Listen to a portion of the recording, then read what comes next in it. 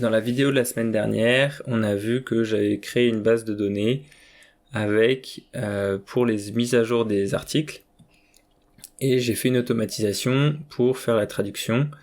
Je vous mettrai une copie d'écran de cette automatisation. On a récupéré dans Airtable, il y a 4 modules IA pour traduire ça en 4 langues différentes et ensuite on récupère dans Airtable. J'ai travaillé sur le glossaire et j'ai récupéré du coup les traductions de tout le site de tout le site web.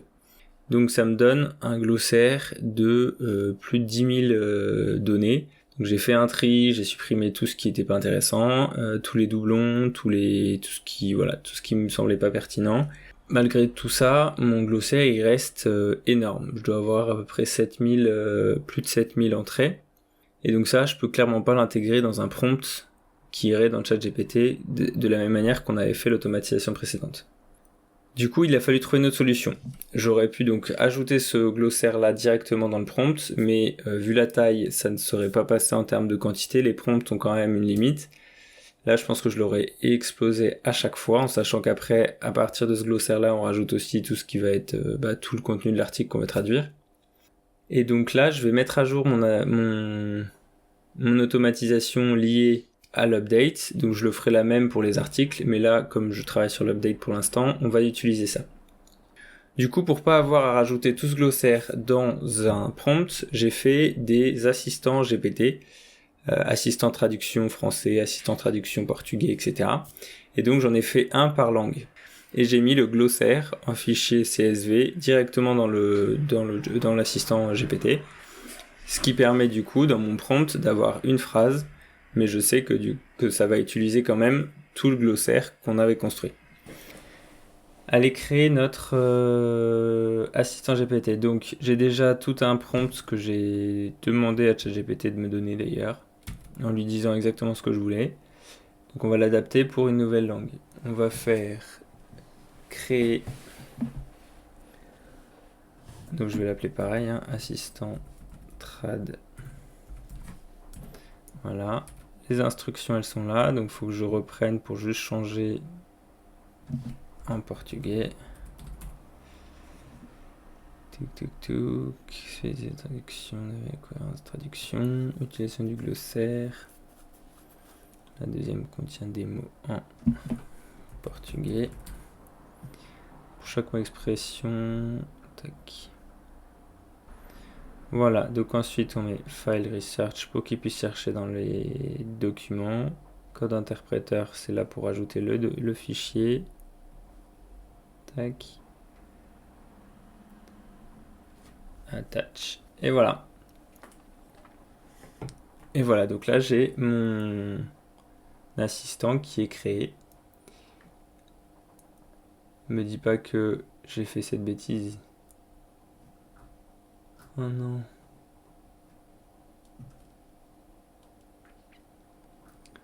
Donc là, donc j'ai modifié celui d'avant. Super. Donc on va faire l'autre.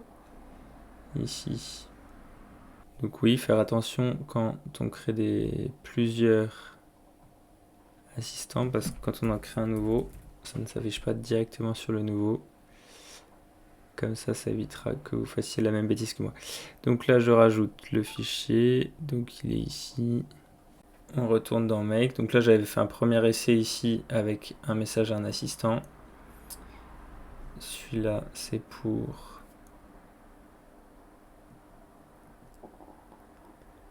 le français. Hop. Donc on va faire tac. Donc je vais pas tout enlever pour l'instant, pour la simple raison que faut que je teste. Comme ça, si ça marche pas, je pourrais toujours réutiliser ça. Et celui-là, on va le mettre devant. Là, on a notre update. Ici, c'est assistant trad fr. Ok, hop.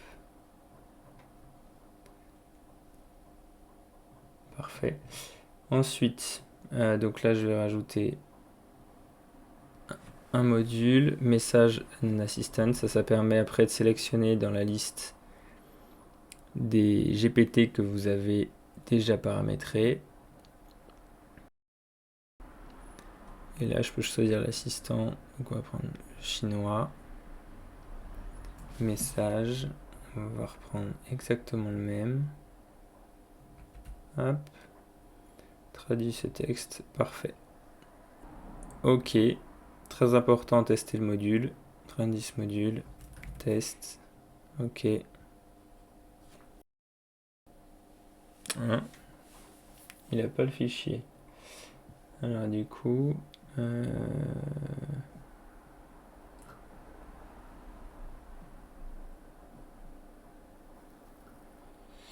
Qu'est-ce qui se passe? Je vais actualiser parce que là, je l'ai créé mais il ne s'affiche pas. Voilà, donc on a les trois. Ici, il y a bien le fichier. Et ici, il y a bien le fichier. Pourquoi ça ne va pas? On va aller dans Playground. Playground, ça permet de tester en fait les outils que l'on crée. Ok, donc c'est très bien. Là, ça permet de faire un test en réel. Il semble que nous avons...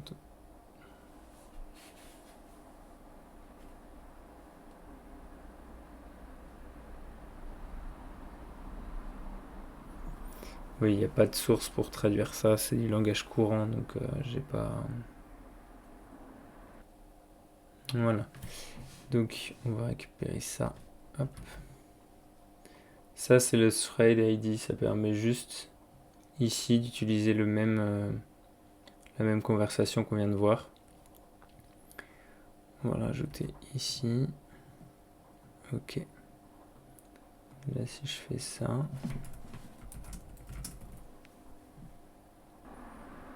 Voilà, donc là, on a le résultat. Donc après, il faut que je fasse valider. Donc, ça me permettra de voir si on a un bon... si c'est mieux que ce que je faisais avant. Voilà, et donc après, on fait la même chose pour...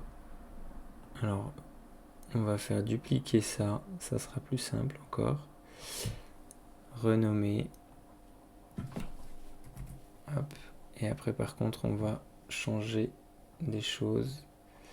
Ici, je vais aller là. Ok. Donc là, vous voyez, ça c'est le test qu'on vient de faire. On a fait ce test-là. Tac. Et on a la réponse ici.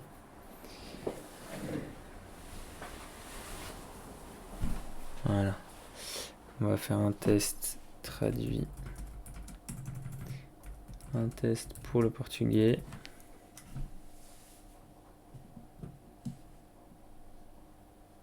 Comme ça, on peut récupérer ça. On va aller ici et on va paramétrer celui-là. Donc là, on va pas prendre CN, on va prendre portugais. Traduit ce texte, tac, tac, tac, et ça, on change. Hop, voilà. Parfait. Et pour l'espagnol, je le ferai hors vidéo. Et donc maintenant, si on rajoute ici une phrase, et ensuite on va lancer cette petite... Oh, alors, ouais. Effectivement, j'ai pas mis à jour Airtable, parce que là, regardez, comme j'ai changé les modules d'IA, ils sont là, c'est plus les mêmes. Donc là, on va aller chercher... Donc là, on est pour le chinois. Hop. Content. Value. Français. C'est quoi ça? Ouais. On va mettre ça. Et portugais. Non, ça c'est espagnol. Et là, portugais. Hop là. Ok.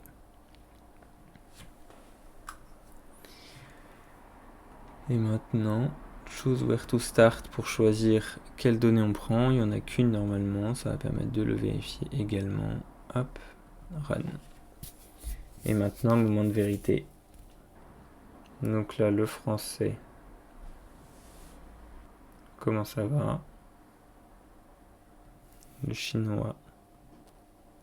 Comment ça va? Mais je sais pas le prononcer en chinois. Et en portugais, on a ça. Et donc on va aller voir dans notre base Airtable. Hop. Donc là, ce que j'avais rajouté, ça y est plus. To validated. Donc là, j'avais rajouté des champs.